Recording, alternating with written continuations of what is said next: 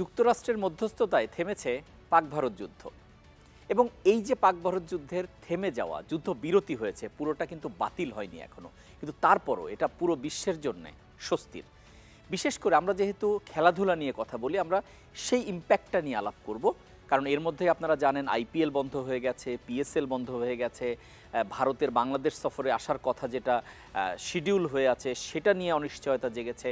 সব কিছু মিলে এই যে একটা পরিস্থিতি, এই পরিস্থিতিতে একটু হলেও স্বস্তি। শুধু এখানেই শেষ না, এর মাঝখানে প্রভাব পড়বে বিশ্বকাপে, ছেলেদের বিশ্বকাপ আছে, মেয়েদের বিশ্বকাপ আছে, অনেক কিছুতে।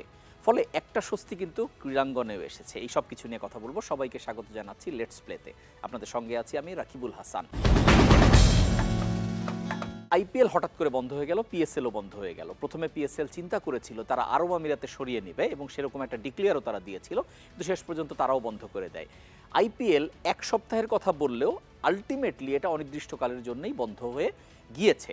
কিন্তু এরপর যখন যুদ্ধবিরতির কথাটা আসলো, যদিও যুদ্ধটা অফিসিয়ালি ডিক্লেয়ার করে যে শুরু হয়েছিল বিষয়টা কিন্তু তা না, কিন্তু বোঝার এটা কারো অসুবিধা হয়নি যে পাক ভারত এক ধরনের যুদ্ধে জড়িয়েই পড়েছে এবং সেই যুদ্ধের পেছনে যে বিশ্বের অন্যান্য দেশেরও ইনভলভমেন্ট আস্তে আস্তে হচ্ছিল এটাও কিন্তু কিছুটা স্পষ্ট হচ্ছিল। কেমন স্বীকার করা না হলেও যে পাকিস্তানকে চীন কিছুটা সহযোগিতা করছে এরকম বিষয় এসে পড়েছে। ভারতের বেশ কিছু ক্ষয়ক্ষতি বেশি হয়ে যাচ্ছে যেভাবে তারা চিন্তা করেছিল।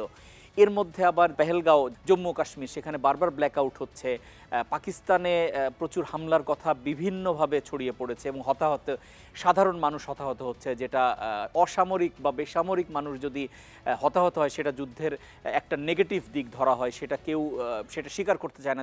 বান্ডেল থাকলে প্রতি সেনমানিতে টাকা বাঁচবে। বিকাশ সেনমানি বান্ডেল কিনে জিতুন প্রতি লেনদেনে।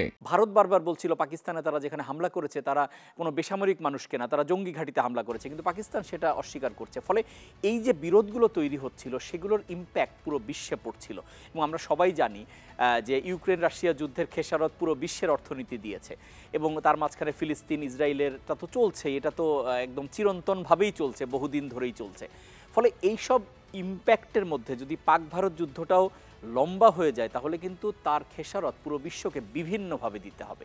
এখন ক্রিকেট সেখানে একটা বড় সাফারার হয়েই গিয়েছিল, এখনও ইনফ্যাক্ট আছে, সেটা সমাধান হবে কিনা সেটা হচ্ছে আলোচনার বিষয়।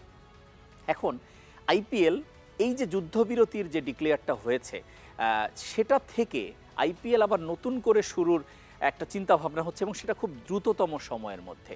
আমরা যদি দেখি যে শনিবার বিকেল 5টায় এই যুদ্ধবিরতি কার্যকর হয়েছে এবং রোববারই আইপিএল, মানে আজকের এই দিনেই কিন্তু আইপিএল একটা সিদ্ধান্ত নিয়েও ফেলতে পারে। যদি আজকে নাও নেয়, আজকালের মধ্যেই সিদ্ধান্ত নেবে। এর মধ্যেই কিন্তু একটা কথা ছড়িয়ে পড়েছে যে 15ই মে, মানে মাত্র 2-3 দিনের ব্যবধানেই কিন্তু আইপিএল আবার শুরু করার একটা চিন্তাভাবনা করছে, কারণ যদি যুদ্ধবিরতিটা কার্যকর হয় পুরোপুরি। এখন এর মধ্যে আবার একটু টেনশনও আছে, যুদ্ধবিরতি যখন ডিক্লেয়ার হলো তার পরপরই কিন্তু শনিবার রাতে সেখানে কিন্তু কাশ্মীরের শ্রীনগর রাজধানী, সেখানে কিন্তু একটা বিস্ফোরণের আওয়াজ পাওয়া গেছে, যেটা নিয়ে আবার একটু টানাপোড়েন শুরু হয়েছে। এখন সিদ্ধান্ত নেবার বিষয় হচ্ছে যে এই যে একটা যুদ্ধবিরতি তারপরেও যে টেনশন থেকে যাচ্ছে, বা শুধু যুদ্ধবিরতি হওয়ার সঙ্গে সঙ্গে ক্রিকেটে ফিরে যাবে কিনা ভারতীয় ক্রিকেট বোর্ড বিসিসিআই, সেটা একটা বড় ব্যাপার, কারণ সেটা কিন্তু একটা সমালোচনাও হতে পারে। কারণ যুদ্ধবিরতি মানে তো যুদ্ধ শেষ না, আপাতত একটা আলোচনার টেবিলে জিনিসটা চলে গেল। এখন এরকম সময় আইপিএলের মতো একটা ধুধুনমার ক্রিকেট, যেটা মানুষের কি বলো আনন্দের খোরাক, সেরকম একটা জিনিস শুরু করাটা ঠিক হবে কিনা, কিন্তু ডেট কিন্তু একটা ছড়িয়ে পড়েছে 15ই মে। আবার প্রশ্ন হচ্ছে 15ই মে যদি শুরুই করা হয় তাহলে এর মধ্যে দ্রুততম সময় আবার যে বিদেশি কোচ, প্লেয়ার, সাপোর্ট স্টাফ তাদেরকে ফিরিয়ে আনা সম্ভব কিনা, কারণ ফ্র্যাঞ্চাইজিগুলো ছেড়ে দেওয়ার পরে তারা কিন্তু যার যার দেশে চলে গেছে। ঠিক একইভাবে যেমন পিএসএল থেকেও সবাই চলে এসেছে, বাংলাদেশের 2জন ক্রিকেটার ছিলেন সেখানে, 2জন সাংবাদিকও ছিলেন, তারা 4জন কিন্তু বিশেষ ব্যবস্থায় চলে এসেছেন। রিশাদ ছিলেন এবং নাহিদ রানা ছিলেন, তারা এসে গেছেন। ফলে পিএসএলেরটা অবশ্যই এখনও কোনো ডিক্লারেশন পাওয়া যায়নি যে পিএসএল কবে শুরু হবে আবার, কিন্তু আইপিএল অলরেডি, যেহেতু এটা অর্থ অনেক বেশি ইনভলভড আইপিএলের মধ্যে, ফলে তাদের আর্জেন্সিটা বেশি।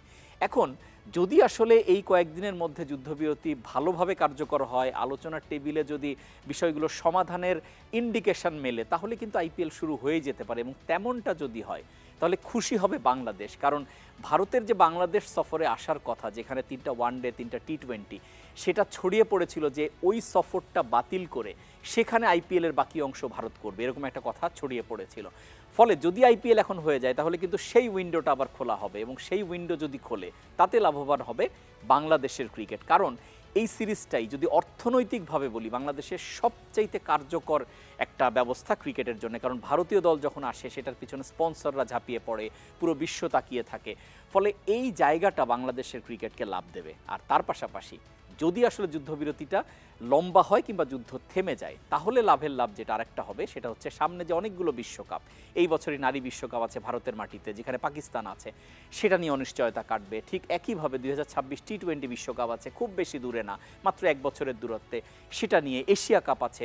এই বিষয়গুলো আলটিমেটলি সমাধান হয়ে যাবে। এখন যুদ্ধবিরতি দিয়ে সেই আশাগুলো নতুনভাবে জেগে উঠেছে।